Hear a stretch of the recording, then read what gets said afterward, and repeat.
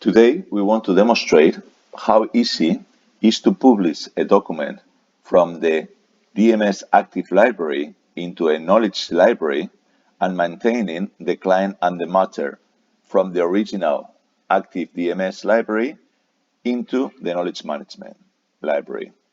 First thing that we're going to do is we're going to publish a document from this British Telecom workspace, which obviously the client is British Telecom. First thing we're going to do is to check in the knowledge database if British Telecom exists already.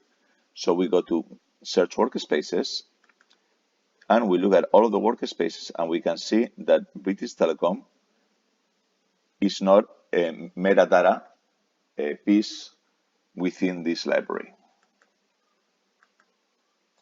So we go back to our original workspace. We come here to client documentation and we see that we have a contract model that we want to propose to the KM department. So we're just going to click on publish. We are going to decide to send it to the UK knowledge management workspace. We click on next.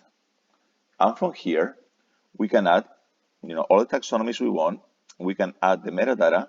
But if we look at the profile, we see that this document is already being profiled as British Telecom and Documentación Cliente.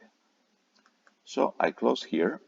I go back to my UK Knowledge Management workspace, and I can see that here I have this contract model published already with the new number 2131. And if I come to classify area, I can see that the profile is actually British Telecom Documentación Cliente.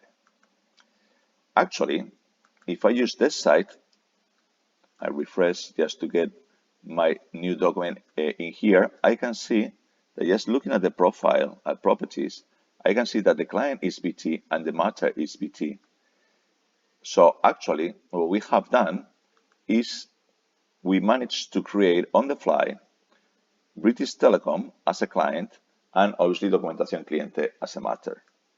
But best thing of all of this is that if we come to the workspace of the UK Knowledge Management and we decide to refile this workspace, we refile all of the documents within the workspace. If we come back to inbox, we see that the property within the properties is still client and matter, is still BT. And of course, if we look at it from the T3 point of view, we will see exactly the same thing in the profile area of the document, BT and Documentación Cliente. Well, thank you very much.